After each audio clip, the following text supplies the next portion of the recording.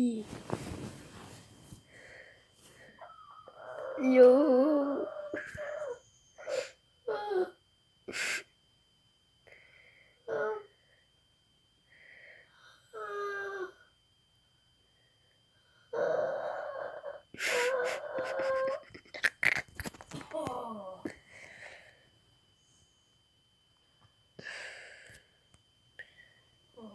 Le petit se réveiller.